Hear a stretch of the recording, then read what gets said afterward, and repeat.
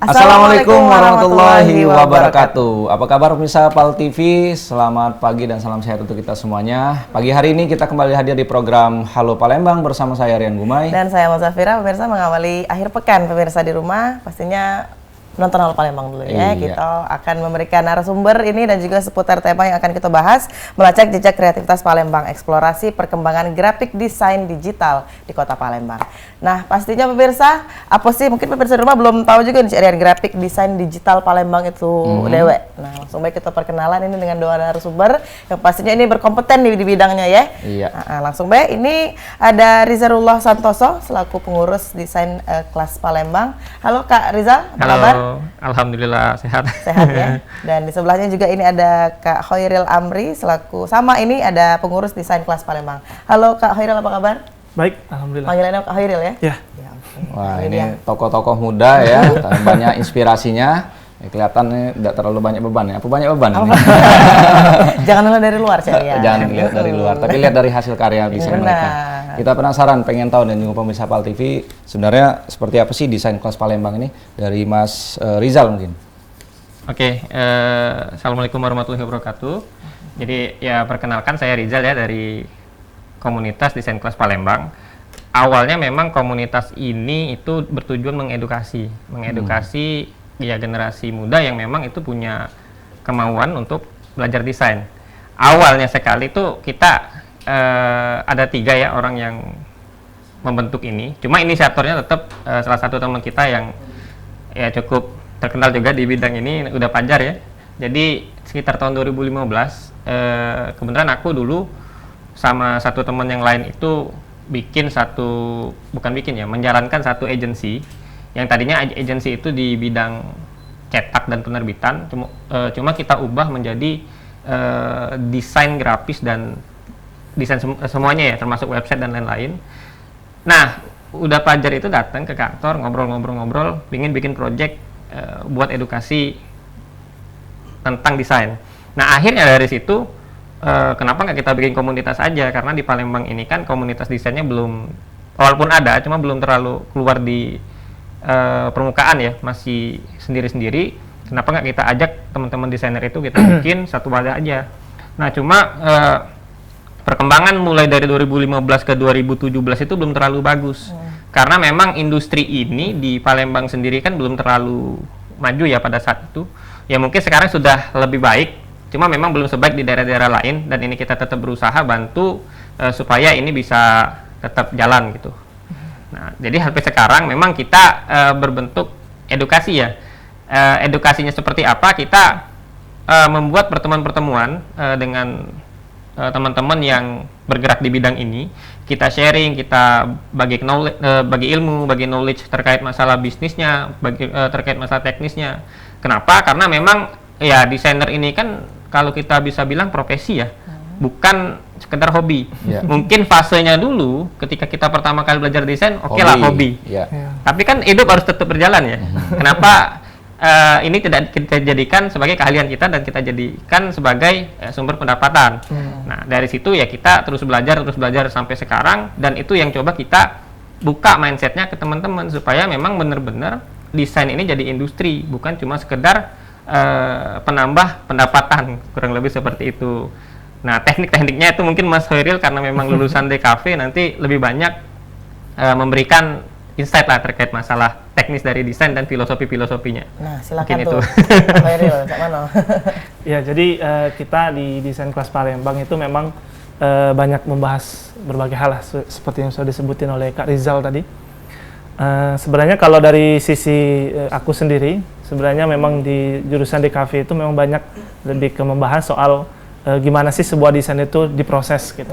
Kayak mulai dari mencari idenya gimana, kemudian juga mencari cara untuk sketsanya gimana, menggambarkan ide yang sudah kita pikirin, sampai nanti finalisasi desainnya dan bisa berpengaruh tuh sama desainnya gitu. Untuk awalnya berarti manual dulu atau langsung ke Kalau dulu ketika kuliah memang masih manual. Kalau sekarang kayak ya udah ada pen tablet dan semacamnya. Jadi seharusnya sih nggak perlu lagi manual ya. Walaupun banyak desainer teman-teman itu entah di Jawa ataupun di Palembang juga masih ada yang manual juga, nggak masalah sih sebenarnya. Yang penting menciptakan idenya itu sih. yang paling awal gitu. Jadi berangkat dari kesamaan hobi, kemudian jadi profesi, dibentuklah satu komunitas yang tadi Iya, ya. iya, Ini sangat mengedukasi dan mungkin pemirsa juga masih bingung nih apa sih bedanya desain grafis, arsitek, bahkan desain-desain yang ada di berbagai percetakan. Gitu. Benar. Pastinya ada sub-sub lagi ya. Tapi kalau untuk menciptakan ide nih dari Kak Hoirul sendiri selaku yang pastinya dari awal tadi menciptakan teknis dari awal tuh dari mana biasanya? Kalau aku biasanya sih Atau ada dari referensi? brief kalau bahasa teman-teman desainer tuh. Jadi kita ketemu sama klien, terus nanti si kliennya akan menjelaskan tuh kebutuhannya apa aja. Misalnya dia pengennya logo nih, atau pengennya ilustrasi. Kayak aku kan lebih ke sana. Nah, misal dia pengen ilustrasi orang yang sedang berlari, terus pose-posenya apa aja. Nah dari sana kita munculin ide. Kira-kira pose yang bagaimana, model karakternya bagaimana. Misal dia kayak Asian Games kemarin ada beberapa hewan-hewan kan karakternya. Nah itu kita idein gitu karakter apa aja yang berhubungan sama Indonesia misalkan gitu. Berarti Kak Hoirul juga terlibat pada saat Asian Games kemarin? Enggak. Jadi memang setiap logo itu ada maknanya ya, bukan hanya ada turunan misalnya huruf ini maknanya begini. Berarti murni dari pemikiran dan imajinasi begitu ya. Enggak, bukan hanya dari imajinasi desainer, tapi juga dari si kliennya juga. Brief tadi ya? Nah, jadi kita itu desainer jangan menganggap bahasanya ya kerja sendiri gitu. Kayak yang baru-baru ini kejadian kan kerja sendiri sampai ya itulah gitu kan. Nah itu kita harus tetap kerjasama gitu. Kayak DCP ini walaupun kita misalkan bisa ilustrasi, ada teman-teman yang bisa desain logo, nah kita kolaborasi gitu. Jadi makanya DCP ini diciptain untuk bisa mewadahi lah teman-teman biar bisa berkembang. Berarti lahirnya dari imajinasi, bukan hanya sekedar dari permintaan dari klien juga, dan juga dari desainer juga itu sendiri, tidak seperti itu ya berarti ya Kak? Oke, menarik ya Cek Rian. Berarti Iya. Kalau untuk sisi ininya nih, marketingnya sendiri ya, gimana sih memperkenalkan kepada masyarakat? Nah, untuk memperkenalkan ke masyarakat ini kan banyak ya metode ya. Yang namanya orang jualan gitu kan. Apapun cara tuh dikerjakan. Cuma memang karena ini bisnisnya spesifik dan lebih ke jasa, bukan ke barang. Walaupun ada ya, tapi barang digital. Desainer ini jualnya barang digital. Ada juga yang barang jadi itu tapi pandangan yang lebih lebih lama gitu. Contoh misal kita bikinin satu tabloid atau mungkin bikinin satu Majalah. itu outputnya. Itu kan dulu ya. Iya. Tapi kalau sekarang desainer itu lebih ke produk-produk digital. Misal kita bikinin logo yang sifatnya dummy, karakter, atau mungkin ya sekarang kayak ada AI ya, yang sebenarnya itu dua hal yang sebenarnya bisa jadi satu menghilangkan pekerjaan desain grafis dan satu sisi itu memudahkan pekerjaan desainer grafis. Yeah. Saya sih bilangnya AI itu kayak kalkulator ya. Jadi kalau misalnya kita lagi butuh ya kita pakai. Tapi kalau misal kita nggak butuh ya kita nggak pakai. Nah orang yang mungkin mikir AI itu bisa jadi mempermudah ya silakan gitu. Tapi kita juga berharap bahwa kita semua teman-teman desain ini bisa memanfaatkan tools ini dengan baik, bukan jadi musuh gitu kan. Nah balik lagi ke barang-barang digital yang dijual, teman-teman ini bisa menjual di berbagai platform Microstock dan lain-lain ya. Kalau kita lihat di luar itu banyak situs-situs Microstock kayak Envato, kayak Freepik, Fictezi dan lain-lain itu semuanya mereka menjual Microstock ya. Seperti kalau foto ada iStock gitu kan, ada ya Getty Image, Shutterstock dan lain-lain itu kan mereka jualan foto.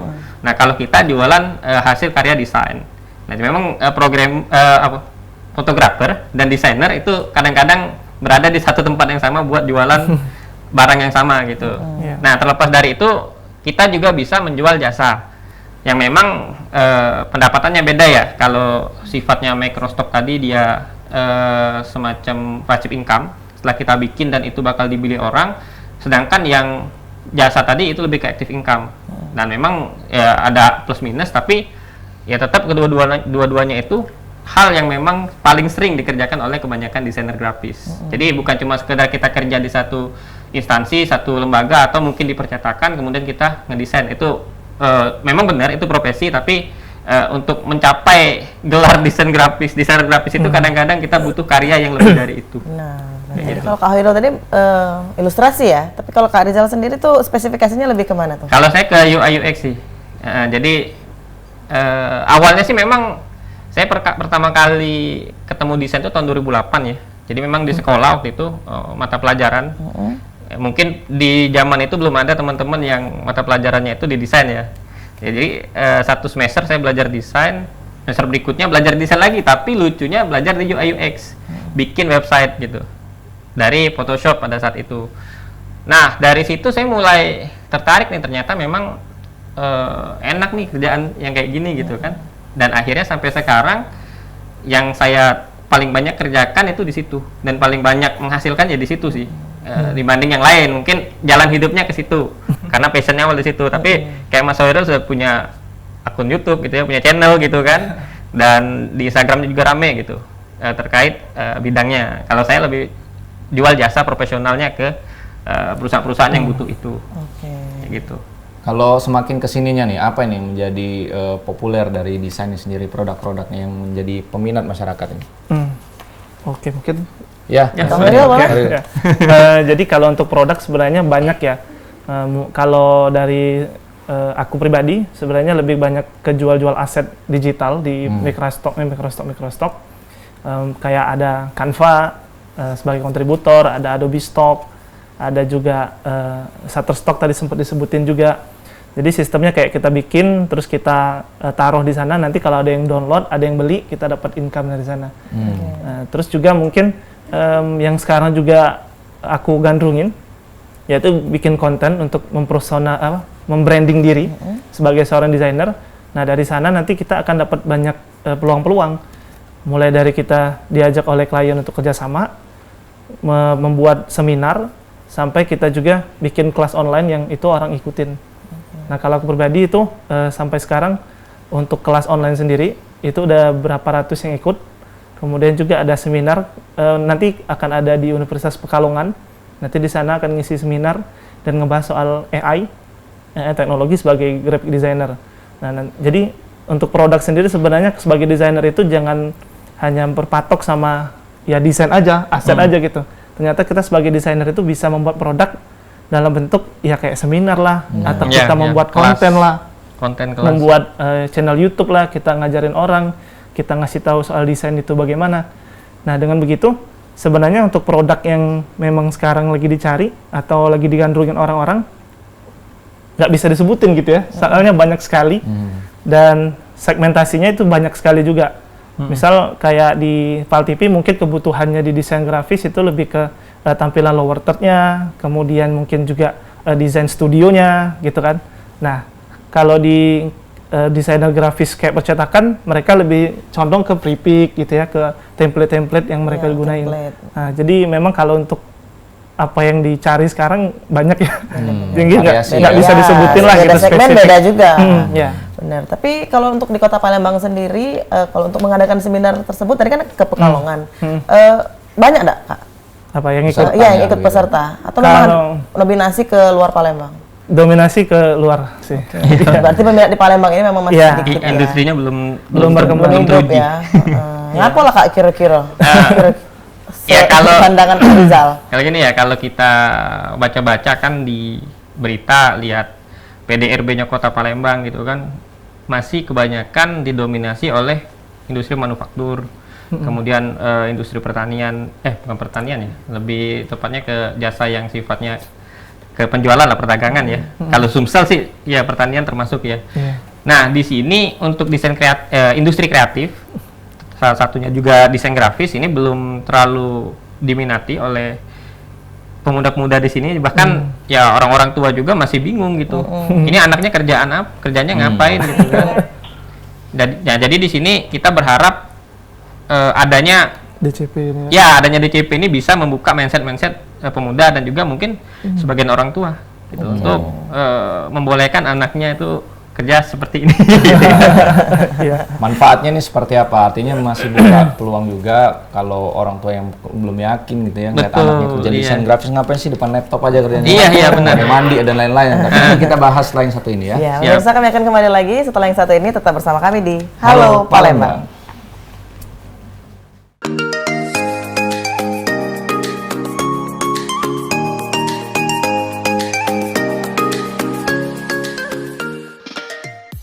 Terima kasih pemirsa Pal TV, Anda masih di Halo Palembang dan kita masih juga ini berbicara ya Rian ini mengenai desain kelas Palembang. Nah, ini kita mau tahu nih ya, sebagai seorang yang berprofesi desainer grafis nih, meyakinkan kepada orang tua ataupun orang sekitar bahwa memang ya betul kerja kita ini adalah menghasilkan uang gitu untuk kehidupan sehari-hari ini seperti apa nih? Dari ini dulu nih, Mas Rizal dulu nih.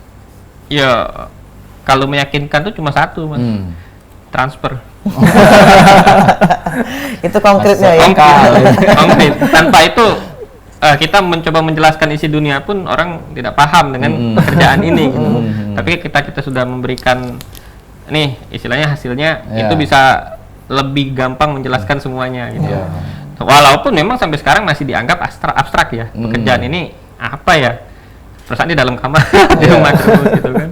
Ya fun fact kan saya juga karena istri kerja, jadi anak-anak tuh saya yang urus di rumah kan. Ya mungkin tetangga juga mikir Pengangguran. enggak. Ya Ada ke arah sana lah. ada ke arah sana lah gitu kan. Istri kerja gitu jagain. Padahal ya kita lihat memang industri ini tidak menuntut kita harus ya keluar kerja dari kantoran. iya kayak kerja kantoran atau keluar. Mungkin sekali-sekali bisa ketika kita meeting sama klien. Itu pun kalau kliennya lokal. Kalau kliennya dari luar negeri kan besar di ongkos gitu. Daripada kita meeting seperti itu ya langsung aja online gitu. Zaman sekarang kan lebih gampang, kita bisa Zoom, bisa. Kalau dulu cuma sekedar chat ya. Kalau sekarang tuh bisa langsung kita meeting. Cuma jamnya aja kadang-kadang berbeda kalau bisa klien dari luar. Tapi kalau klien dari Indonesia masih enak ya. Kita bisa meeting di jam-jam yang sama kehidupannya seperti kita. Tapi kalau mereka yang memang dapat job dari luar negeri, apalagi dari Amerika, itu ketika orang lain bergadang, orang lain bekerja kita begadang gitu kan. Kita tidur gitu. Kita orang lain lagi kerja kita Tidur. ya kita tidur dan sebaliknya ya. Ketika orang lain lagi tidur kita yang begadang. Gitu. Jadi jawabannya Transfer. Transfer juga banyak timbul pertanyaan. Ini orang nggak kerja, Dari tempat mana? transfer ada antara ngutang atau Loyo. Berlin. Dan masih tadi kan transfer ya menjadi pembukti. Tapi kalau untuk media promosi dari Kak Rizal Dewe tuh. Ya, kalau media promosi yang pasti website ya. Karena saya lebih sering Iklannya di website. iklannya di website. Jadi lebih sering menyampaikan portofolio ke klien itu di website. Oh ya, satu lagi kuncinya itu portofolio. Ketika kita mau menunjukkan bahwa kita ini punya keahlian di bidang ini tuh ya portofolio itu yang bisa menjelaskan. Jadi karya-karyanya dipajang ada di sana. website, kemudian website kita share. Ini website pribadi ya, Iya. bukan website yang kita bikin di satu Benar, itu tempat khusus gitu. untuk porto. Benar. Jadi memang kita lebih terlihat profesional dan di situ kita lebih gampang untuk dapat klien gitu dibanding kita pakai website yang gratisan. Iya, kan dulu kan ada Blogspot, ada WordPress gitu. Makanya memang harga yang ditentukan oleh si klien juga melihat bagaimana kita mempromosikan itu. Iya. Walaupun tidak semuanya jadi faktor itu ya. Iya. Nah, di sisi lain kita juga bisa pakai platform untuk mensosialisasikan ini. Platform-platform freelancing yang ada di luar negeri itu cukup worth it ya daripada kita pakai yang di dalam. Boleh yang di dalam untuk belajar boleh, tapi kalau dari sisi pendapatan saran saya lebih enak kita ngambil dari yang luar. Ya, di satu sisi bisa nambah devisa negara tanpa harus menjadi TKI ya. Kayak gitu. kalau secara fisik nggak ada nih ditempel di depan rumahnya bahwa ini ada bank gitu. Enggak sama sekali. Nggak sama Nggak sekali ke ya. sana kali ya, mereka nggak tertarik Lebih juga ke kali. dunia maya begitu ya. Iya, promosinya benar. ya. Orang tahu company profilnya tinggal ya dibaca aja, kita Iya, nggak terlalu dibaca banyak aja. memperkenalkan diri. Benar. Iya. Kalau untuk Kak Hoirul sendiri, bagaimana Kak untuk meyakinkan tadi? Ya, kalau aku sendiri sih lebih ke arah kayak ngajak orang tua untuk misalnya aku lagi kerja nih, nah, ya aku tunjukin nih, aku ngerjain ini nih. Nah, baru nanti biasanya mereka akan nanya kayak, oh di kerjaan kamu ini ya, gambar ini ya, emang dijual di mana sih gitu. Nah, jadi kalau aku lebih ke kayak ngejelasin langsung Prosesnya lah gitu. ya, prosesnya. Langsung ke orang tua supaya orang tua tuh kayak, oh ternyata anakku kerja loh ternyata gitu. Oh ternyata dia duduk-duduk di depan laptop ini kerja, bukan nuyul atau semacamnya gitu kan, atau main macam-macam lah ya, slot atau macam kan. Nah itu jadi memang kalau aku pribadi lebih pendekatannya lebih ke arah sana gitu. Dan alhamdulillah sekarang orang tua udah oke gitu, dan ya sekarang udah tinggal di Mora 2 gitu. Ini juga media promosinya menjadi lewat Instagram. Oh gitu ya, jadi lebih membranding diri lah gitu. Ke YouTube juga. Ke YouTube juga. Tapi di dalamnya tuh cak mana Kak bayangan dari isi dari YouTube itu cak mana untuk dalam media promosi? Oke. Ya jadi kalau aku kan lebih ke arah mengedukasi kan. Nah tujuan aku mengedukasi adalah ngasih tahu bahwa aku tuh bisa ngedesain loh, gitu. Dengan cara aku ngasih informasi, ngasih tutorial. Nah, secara tidak langsung orang yang mungkin lagi nyari desainer yang emang ngerti, oh si Hoiril ngerti nih desain, terlihat dari cara dia nyampain, terus ilmu yang dia sampaikan itu ternyata bermanfaat gitu. Nah, dari sana nggak sedikit banyak dapat klien gitu. Terus dari sisi lain juga bisa mengundang orang-orang yang ingin belajar desain, meng-hire aku sebagai pengajar gitu. Men-sharing ilmu ya, Ya. jual ilmu juga. Iya. Jadi Nah, kalau untuk ininya etika profesional terapan ya sesama desainer grafis itu gimana nih? Misalnya ada produk kawan-kawan lain yang kita jangan masuk ke sana gitu. Ada nggak sih sebenarnya kode etik begitu? Iya. kalau etika, setahu aku sih kalau kemarin kuliah memang nggak dijelasin ya, karena memang mungkin dari sisi industrinya seperti yang dibilang oleh Kak Rizal tadi belum sebegitu ketatnya secara mungkin undang-undangnya, secara peraturan daerahnya. Nah, tapi memang kalau untuk dari aku pribadi, kalau untuk kayak rambu-rambu yang sekiranya memang aku pribadi nggak ambil lah gitu proyeknya, ya hal-hal yang melanggar undang-undang aja sih, kayak misalnya perjudian misalnya, atau kita ngedesainin desain banner yang memperjualbelikan Pornografi. apa ya macam-macam lah pokoknya, yang gitu-gitu sih. Gambarin ya Palu Arit gitu ya. PKI. Ya, jadi memang hal-hal yang seperti itu aja sih setahu aku ya, untuk kayak etika-etikanya, terus rambu-rambu yang memang kita jangan masukin gitu. Sebatas norma wajar yang tidak bertentangan begitu ya. Misalnya kayak contoh kita desainer nih, misalkan kita desainer di Bali ya gitu, dan di Bali kan memang ada tradisi dan budaya memang mensucikan atau menghormati sapi gitu ya. Nah, dan kalau kita di luar Bali kan banyak kan orang Muslim gitu istilahnya. Nah, dan membolehkan gitu menyembelih. Nah, kita sebagai desainer kan ada etika tuh untuk ya jangan bikin desain di Bali gitu, jangan bikin desain yang berhubungan dengan penyembelihan gitu. Nah, jadi mungkin rambu-rambunya tetap ke arah undang-undang dari negara kita lah gitu ya. Jangan sampai melanggar itu. Karena banyak juga kejadian melanggar aturan sesederhana kayak melanggar hak cipta gitu ya. Kemudian juga menduplikat, menduplikat karya orang lain. Yang itu kan biasanya berujung dari akhirnya dari awalnya baru diaduin aja, akhirnya jadi denda sampai ke dalam bentuk uang juga gitu. Nah, jadi sebagai desainer sih menurut aku ya harus tetap tahu gitu aturan-aturan hukum di negara kita lah. Nah, memang lisensi itu sangat penting ya. Ya. Ini yang paling sering kena kasus itu kayak font. Ya, Kita kan fontnya yang gratis, ada yang memang dikasih gratis tapi nggak komersil, ada yang memang komersil. Nah, ketika desainer tadi menggunakan font yang itu seharusnya dia bayar, tapi dia hanya download gratis gitu kan, kemudian dia jual dan itu kena delik. Mungkin di Indonesia jarang, tapi kejadian sering di luar negeri dan itu bisa sampai denda ratusan ribu dolar gitu. Kalau kemarin sempat tuh ada yang rame juga ya.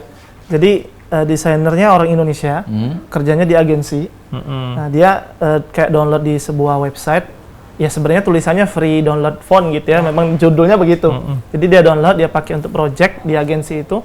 Akhirnya dia udah resign dari agensi itu, dan setelah beberapa tahun ketahuan gitu sama si pembuat font yang ternyata orang luar. Nah, akhirnya bukan agensinya justru yang kena, malah si desainernya yang kena. Personal ya? Iya, secara personal. Makanya kemarin sempat para desainer itu di media sosial rame gitu untuk ya tuntut agensinya lah gitu. Karena si desainernya kan kerja di sana lah gitu. Jadi ya harusnya tanggung jawab si agensi untuk menyelesaikan permasalahan itu. Nah, terakhir kemarin sih dengar-dengar belum selesai juga masalahnya. Entah mungkin mau didenda atau gimana, belum tahu gitu. Jadi dari sisi perlindungan hukumnya sendiri nih, lisensi yang tadi ini, bagaimana komunitas ini? Lisensi kalau kita kan bergantung kemana kita melisensikan ya. Kalau kita misalnya jualnya di Microstock, berarti lisensinya berdasarkan lisensi si Microstock tersebut. Nah, selain dari itu, kita kan juga kadang-kadang bikin logo. Nah, logo ini juga selain font, kadang-kadang sering jadi masalah. Mirip lah, warnanya sama lah dan sebagainya. Bahkan ketika sudah mencapai ke tingkat si pemilik logo yang order desain tadi ke Haki gitu, ketika ingin mengajukan ke Haki, dan ini kadang-kadang jadi trouble. Nah, ini yang kita sebut ya jangan sampai hal ini kejadian. Gimana caranya? Ya kita mulai dari diri kita sendiri. Ketika kita mulai mencari inspirasi, itu benar-benar kita koreksi betul-betul gitu. Jangan sampai di perjalanan nantinya ini bakal Jadi menyusahkan diri kita sendiri, bahkan klien kita yang meng-hire kita gitu. Ketika dituntut oleh orang-orang tertentu. Nah, terkait masalah lisensinya dan hukumnya, memang di Indonesia itu belum sampai ke sana. Bahkan kalau di Indonesia asal lah. Makanya kadang kalau kita lihat ya desain-desain yang di Indonesia ini mirip bahkan sama gitu. Benar. Yang viral pasti mirip Iya gitu. Karena memang kita nggak melisensikan itu. Desainer ini nggak melisensikan. Apalagi kalau kita desain di percetakan ya. Asal jadi aja kelar gitu. Cuma mereka nggak mikir bahwa ini melanggar hukum. Bahkan termasuk di Microstock ya, kayak prefix itu ya contohnya. Ketika kita ngeprint di baju, desain yang plek sama di baju, itu dilarang. Sebenarnya. Apalagi bajunya dulu dijual ya, diperbanyak. Nah itu melanggar hukum. Cuma ya karena prefix itu berdirinya di Amerika gitu ya, bukan di sini. Ya mereka longgar. Iya, bahkan di Indonesia sendiri kan pembajakan itu sudah biasa. Nah kalau dari kita juga dari sisi desainer itu mencoba dimulai dari aplikasi yang kita gunakan itu bukan bajakan. Karena kan kita belajar Photoshop, download dari Crack gitu, pakai Crack ya, download pakai Crack. Aplikasi yang lain juga seperti itu. Nah kita berusaha mengedukasi di desain kelas ini teman-teman itu jangan sampai pakai aplikasi bajakan. Kalau bisa cari alternatif yang gratis gitu. Jangan sampai kita menggunakan milik orang lain tanpa sepengetahuan mereka dan tanpa legalitas dari mereka gitu. Gitu. Jangan sampai hal sekecil itu saja itu kita udah bohong gitu. Gimana buat hal yang lebih besar lagi seperti pakai font dan lain-lain nanti. Bagaimana dia ingin menciptakan karya seperti itu ya, tanpa betul. adanya copycat ataupun duplikat. Betul. Tapi untuk persaingan dewek Kak, cak mana nih di lokal sendiri maupun nasional? Kalau lokal mana? Saingan dari Ada nggak persaingan? Kalau untuk persaingan bahasa Palembang itu ada. Ya kalau untuk lokal sebenarnya memang apa ya? Seperti yang dibilang tadi, jadi memang karena industrinya itu belum masih berkembang lah, termasuk berkembang. Saling bantu. Jadi memang akhirnya bukan berkompetisi, tapi saling berkolaborasi. Kurang uang masih. Makanya kita di DCP itu selalu menggaungkan untuk, ayo kita kolaborasi, ayo kita bikin sesuatu. Makanya mungkin di 2-3 bulan terakhir ini kita udah konsisten gitu untuk bikin webinar desain. Jadi berbagai macam yang dibahas, mulai dari kayak landing page yang dibahas oleh Kak Rizal, kemudian juga kemarin sempat kita ngebahas soal Microstock, cara dapetin cuan bahasanya di internet. Nah jadi memang hal-hal yang itu yang kita lakuin supaya anak-anak Palembang itu lebih terbuka gitu matanya. Bahwa desainer itu bukan hanya hobi seperti yang di awal tadi. Jadi kita bisa hidup, bahkan kita bisa bikin perusahaan bahkan kalau misalkan dia udah skalanya besar gitu ya. Betul. Bikin agency. Kalau Kak Rizal sendiri gimana Kak pandangannya? Persaingan ya. Bener sih kalau kita bilang ini masih tahap kolaborasi ya. Ya Palembang ini kan dengan skup yang aku ngomong tadi di awal tidak terlalu banyak, masih walaupun ada lebih banyak mainnya di luar. Di situ tidak terasa persaingan. Justru yang terasa itu kita kurang uang. Jadi kayak mana caranya kita ngajak kawan sebanyak-banyaknya untuk saling bantu. Nah misalnya dalam psiko project itu bukan berarti itu bisa kita gawe ke galonyo. Ada, ini kayaknya si A ini ahlinya gitu. Kita hire dia banyak. Ngapo? Kita kan pengen ngasih hal yang terbaik buat klien. Supaya aku dia rekomendasi ke kawannya. Kan itu ya. Ya karena jalur rekomendasi itu paling sakti ya kalau di sini. Bukan jalur orang dalam ya? Bukan jalur, ya. Dalam memang, dalam. Cuma masuk kita tuh dalamnya tuh ya bener-bener tahu kualitas uangnya, kualitasnya ya. Bukan kita nyogok, bukan. Jadi rekomendasi. Ngasih namanya rekomendasi itu paling mujarab lah kalau di bisnis ini. Nah akhirnya dari situ kita justru saling nunjuk gawi ke kawan itu, bukan saling kau ngambil gawean aku ini. Saling nunjuk loka. Saling banyak ke ya. Iya, banyak ke. Makanya kapan ditanya, kapan ketemu, mana loka kita. Ada loka dah. Istilahnya itu kan. Bahkan ya kita juga kadang mungkin kita juga ada lintas provinsi ya yang berkawan. Ya kita juga saling bantu kayak itu, saling kasih proyek ke kawan-kawan yang di sana juga. Kalau misalnya ya kalau aku sih dulu ke di sini ya. Kalau di sini kira-kira tidak sanggup, ya kita ngajak yang lain dari luar gitu. Ataupun memang bukan bidang spesifik Iya, dari Kak Rizal betul. ke Kak Hoiril mungkin, jadi Betul, saling lempar saling juga. lempar. Seperti Saling itu. lempar dan hasilnya yang terbaik. ya Hasil kan? yang terbaik. Kita pengennya ngasihnya cak itu loh ke klien tuh, jangan sampai kawan nih gawe basing-basing, duit banyak kan, Iya. jangan sampai kayak itu. Iya. Kalau teman-teman yang mau bergabung gitu ya, dia tuh ada harus ini enggak sih yang memiliki spesifik khusus, ataukah dia lulusan mana, atau dia bisa main otodidak sendiri gitu? Kalau aku kan di 2017 tuh masuk DCP. Walaupun aku masuknya sebagai seorang alumni mahasiswa DKV, nggak ditanyain sih. Pokoknya siapapun mau belajar, siapapun mau berkembang bareng-bareng, mau majuin industri desain grafis di Palembang, ya kuy aja gitu. Ayo melok ya tenang. Karena kita kan basisnya adalah komunitas yang emang kelas kayak judul tadi kan, desain kelas Palembang. Jadi memang ya kita ngajarin teman-teman biar bisa tahu. Karena kalau aku sih berpandangan gini, semakin banyak orang yang tahu soal desain, harusnya secara pemahaman, secara value-nya, secara harganya itu jadi lebih tinggi. Kayak dokter misalkan, orang kan taunya dokter itu mengobati. Tapi kalau orang-orang dalam tanda kutip misalnya di pedalaman, mungkin mereka nggak tahu dokter. Jadi kayak yang ngapain hire dokter, dukun ada gitu. Nah makanya edukasi itu penting supaya orang tahu, oh desain ini penting gitu. Supaya dengan begitu value yang kita dapatkan dari pekerjaan desain grafis itu jadi meningkat gitu sih. Dan edukasi ke klien juga penting. Iya. Nah, makanya di Sumsel atau mungkin Palembang secara khusus ini masih agak berat karena kliennya juga tuh butuh diedukasi sedikit gitu terkait masalah desain ini. Sebenarnya desain ini kan kayak servis mobil ya. Tidak bisa segala uang tuh pacak galo. Ada yang desain interior, ada yang ngurusi interiornya, ada yang ngurusi body, ada yang ngurusi mesin, ada yang cuma ngurusi kelistrikan.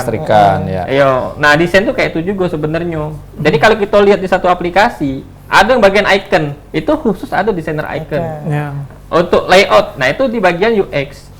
Terus untuk warna-warna dan penempatan itu kan bagian penempatan sih dah. Warna-warna dan harus kayak mana bentuknya itu kan di UI gitu. Nah, akhirnya yang kayak ini perlu kita jelasin bahwa ya desainer ini bukan Superman pacak galau kan. Artinya kamu nyervis mobil, kalau mesin rusak tidak kamu bawa ke bengkel yang pacak galau kan. Pasti mesin baik. kayak itu kurang lebih ya maksud kita tuh. Jadi desain ada edukasi juga ke klien ya, seperti betul, itu. ada edukasi itu. Nah, kalau di luar mayoritas sudah paham. Jadi kalau pengen ngerekrut kita tuh ya mereka cari spesialis. Bukan yang generalis ya. Ya kayak kita kalau nak ke dokter kan, bawa rumah misalnya lagi hamil, tak mungkin kita bawa ke dokter kulit kan, pasti bawa ke dokter kandungan gitu. Karena kita lebih percaya spesialis. Nah, kalau desainer ini sudah punya mindset kayak itu, ya mereka tuh bakal menggali di satu bidang yang benar-benar jadi keahlian Khususan dia. Khususan dan dia jual bisa lebih mahal ke kliennya. Kayak itu. Makanya klien-kliennya kan banyak macam ya, ada langsung ke perusahaan, ada dia gabung di salah satu agensi sebagai freelance. Nah, ini tantangan juga nih untuk mengkolaborasi keinginan dari klien, requestnya, sama dari edukasi dari desainer seperti apa. Tapi setelah yang satu nih ya Mas, kita akan bahas. Iya. Sedang suka ini pemirsa, kami akan kembali lagi tetap bersama kami di Halo Palembang.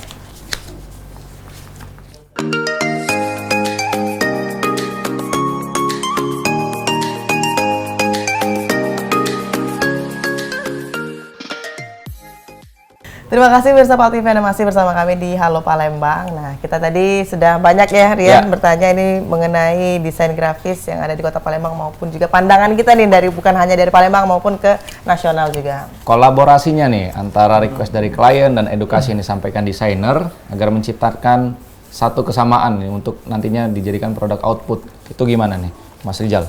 Oke, yang jelas komunikasi ya. Kalau salah tuh pasti sering. Makanya kita ada revisi. Kadang-kadang yang bikin desainer stres itu revisi ya. Ketika memang itu tidak sesuai dengan kehendaknya klien. Kliennya pengennya kayak ini, ya dari kita kayak ini. Makanya kalau aku tuh filosofinya klien tuh ada kayak ini.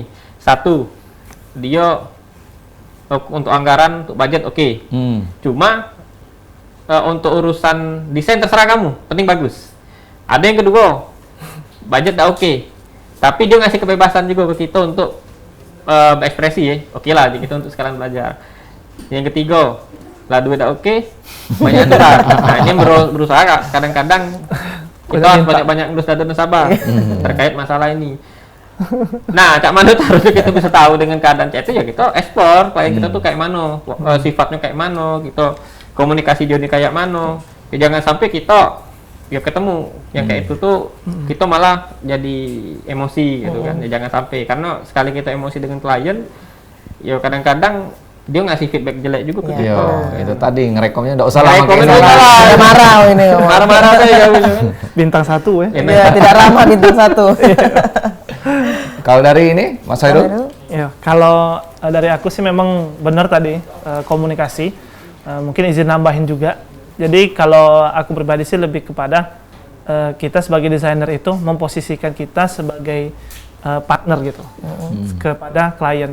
Jangan kita memposisikan diri kita itu sebagai pesuruh ya, pesuruh atau ya pokoknya kau ikutin bae apa yang aku galak. Nah, kita sebagai desainer harus tetap punya landasan bahwa kita itu ya desainer, kita itu punya skill. Pinter lagu. Uang itu istilahnya apa ya? Uang awam. Iya. Yang kita ini apa bahasa jasa lah. Iya. Untuk aku Uang bayar butuh aku. kita karena dia butuh kita punya skill. Iya. Nah, maka dari itu ya posisikan kita tuh setara gitu. Iya. Makanya di beberapa acara di CP itu sering ngebahas soal klien sama desainer. Posisikan sebagai partner yang sama-sama membutuhkan. Si klien itu butuh kita punya skill, misalnya desain logo, ya kita bisa desain logo. Nah, kita sebagai desainer bahasanya butuh duitnya, istilahnya kan. Butuh untuk duitnya itu kita pakai untuk kehidupan kita lah. Nah, maka dari itu ya saling menghormati. Makanya kalau aku pribadi dan teman-teman itu sudah diedukasi juga bahwa penting untuk membuat surat resmi kayak itu.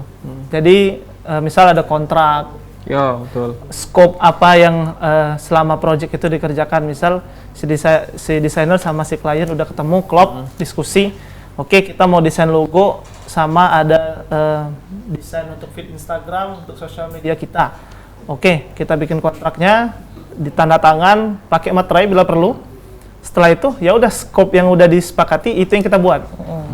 Nah, apabila nanti di sepanjang project itu di luar ada itu, ya bikin kontrak baru dan ditambah biaya lagi. Nah, makanya di DCP juga bukan hanya masalah teknis aja gitu yang kita bahas. Masalah pemberkasan dokumen-dokumen resmi kayak gitu kita juga bahas supaya desainer itu juga terlindungi gitu kan, nggak tiba-tiba udah begadang semalaman, udah ngopi semalaman, Dia ghosting. iya, ghosting nggak dibayar gitu kan. Yang hilang begitu saja Iya. ya.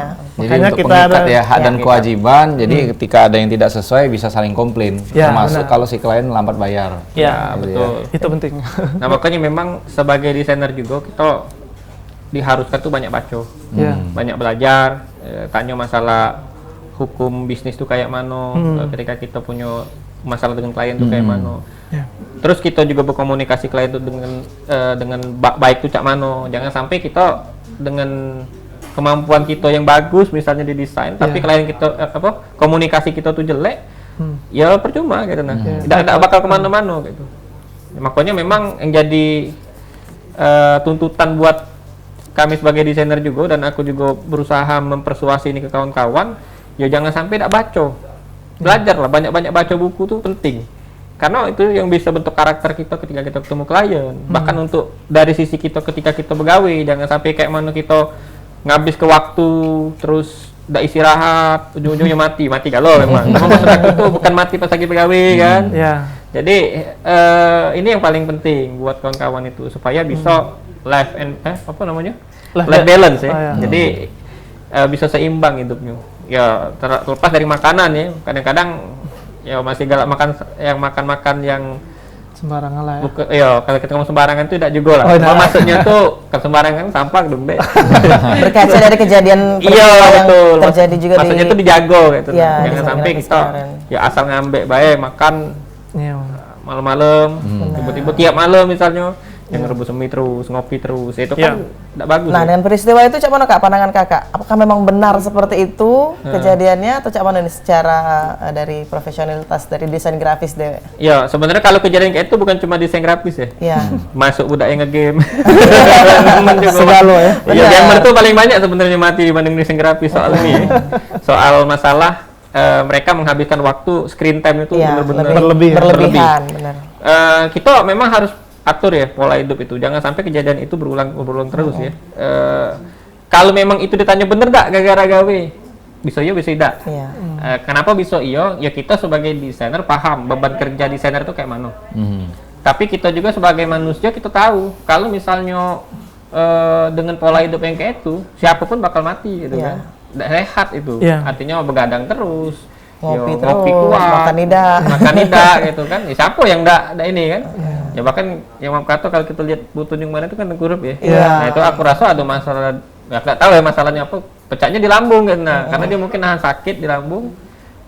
Naik kalau jik itu masuk angin ya, padahal ada masalah di asam lambungnya kan. Entah sugar entah apa yang itu ya nyusah ke dia dewek gitu nah. Nah makanya penting Ril berkeluarga tuh Ril. Real. Iya Real. Ini kan juga ya.